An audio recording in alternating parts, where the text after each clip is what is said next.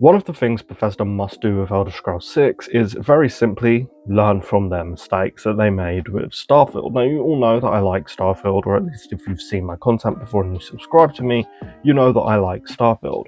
I don't understand the hate for it. Every time I play Starfield, I have a great time. Is it as fun as Elder Scrolls games? No. Is it as fun as Fallout games? Definitely not. But it's fun nonetheless, in my opinion. However, just because I am a fan of Starfield doesn't mean that I won't happily admit to its problems, and these problems are things that Bethesda hopefully are looking back on and telling themselves that they cannot repeat. Look, I've said this a million times in my Starfield videos. My biggest problem with Starfield, despite my love for the game, is exploration. There is one thing that Bethesda always did well before Starfield, and that was exploration. And sadly, Starfield's exploration wasn't great. In fact, it was pretty goddamn awful. Besides the major cities, everywhere you went was one of the same 10 or 11 copy and pasted buildings on an empty moon or an empty planet, and that's boring. I get that they wanted to make the planets like realistic, not every planet is beaming with life, but it was boring. It wasn't like Skyrim or Fallout 4 or even Oblivion or Fallout 3 or Morrowind, where almost every location you discovered had a unique story and something interesting to explore and or discover. Like, think about the Fallout games. Even if there isn't a quest tied to a location, there is a good chance that there is some environmental storytelling at that location for you to figure out. And it's stuff like that Starfield was desperately missing. There wasn't any locations that you would wander into and suddenly start a 2-hour questline. It was just the same boring outpost filled with one enemy type attacking you. Elder Scrolls 6 desperately needs to go back to formula. I'm talking handcrafted map with handcrafted locations.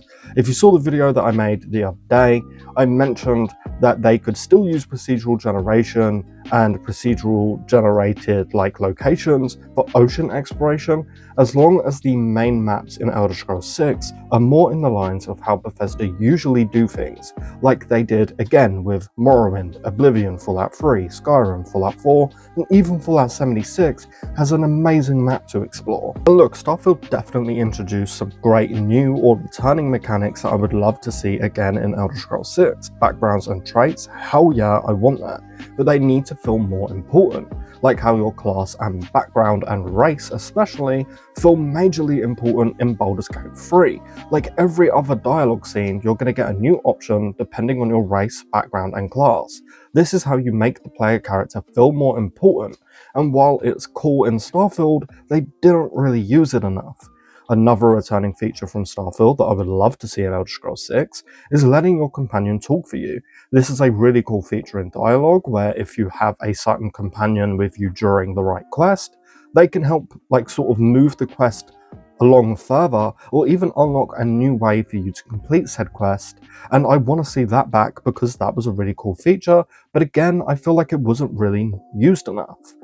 There are more things that they need to not bring back, like limited companions. I really like all of Starfield's companions, but it sucks that there are only 4 of them.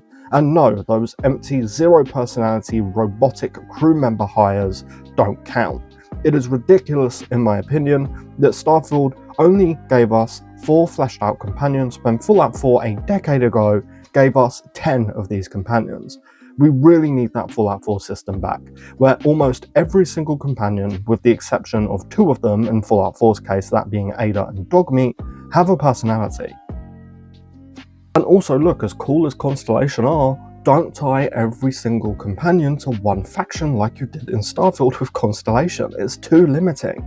We need a goody two-shoes companion, yes, but we also need evil companions that support evil choices. We need serious companions and we need goofy companions. Again, just go back to the Fallout 4 formula, where 99% of companions have an actual story and personality, and give us more than 4 of them.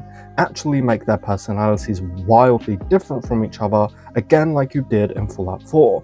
And again, I like all of Starfield's companions, but their personalities are pretty much all the same, if not really similar. It's dumb as hell that there is not a single companion that likes it when I steal or use chems or go on a murder spree in one of the major cities in Starfield. We spoke about this the other day in another video, but another thing that they really need to upgrade is the combat system. Yeah, it was slightly upgraded in Starfield, but not enough. And I can cut Starfield some slack because Starfield focused more on point and shoot weapons rather than melee weapons. But with Elder Scrolls 6 mostly being melee weapons, I imagine anyway, with the exception of bows and crossbows, we need a major melee combat upgrade. As much as I was disappointed in Avowed, that is the game that you want to look at for combat inspiration, because the one thing that Avowed did very well was first-person combat. Avowed, again, as much as it really disappointed me, as much as I genuinely just don't like the game, Avowed did first-person combat very, very well, and it might genuinely be my favorite first-person melee combat system of all time. It was so fun, and I really hope that we get something along those lines in Elder Scrolls 6, because look, it's 2025, nearly 2026, we cannot go back to hack and slash, we need a little bit more. But again, let's look at what Starfield did well. Even people who hate on Starfield will admit the spaceship builder was extremely fun, right? Bring this back, but with boats. Again, I made an entire video discussing this more in depth if you want to check that out, but yeah, bring it back. But with boats and ships, let us sail the high seas on a customizable boat/ship. Let us choose things like material type, customize the sails, the cannons. Do you want a small fishing boat or a giant warship? Or a pirate ship or a cargo ship? This would be an extremely fun system if we can sail from Hammerfell up to High Rock and maybe even down to Somerset Isle and a DLC expansion, because if you look at the Tamriel map, those three locations are kind of close to each other. Look, I think the number one thing that Bethesda needs to go right with Elder Scrolls 6 is just the exploration. I really think that's it, that's the key. If you want people to put thousands of hours into this game like they did with Skyrim and Fallout 4, you need to make it replayable and give us a truckload of fun locations to explore. Don't give us the same 11 locations on a cycle. It is fucking boring and nobody wants this. I think the second thing that they have to improve is the combat, as mentioned earlier, and the third thing overall are just stories and quests. For that, I say just look back at Skyrim and what you had to cancel due to time and technology limitations of that time, right? We all know that the Civil War questline in Skyrim was massively cut down from what they had planned.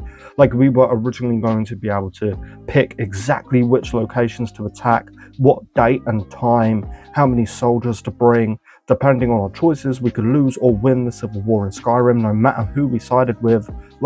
Do that again, actually do that for a war quest. It doesn't have to be a civil war, of course. Just give us a massive war storyline that features all of those awesome things that you wanted to do in 2011, but you couldn't due to the limited technology.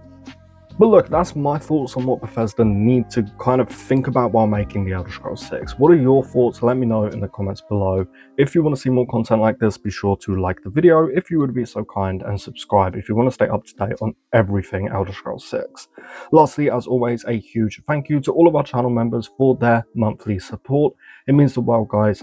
Thank you so much. I cannot thank you enough. But with all of that said and done, thank you all so much for watching, and I hope to see you next time. Peace.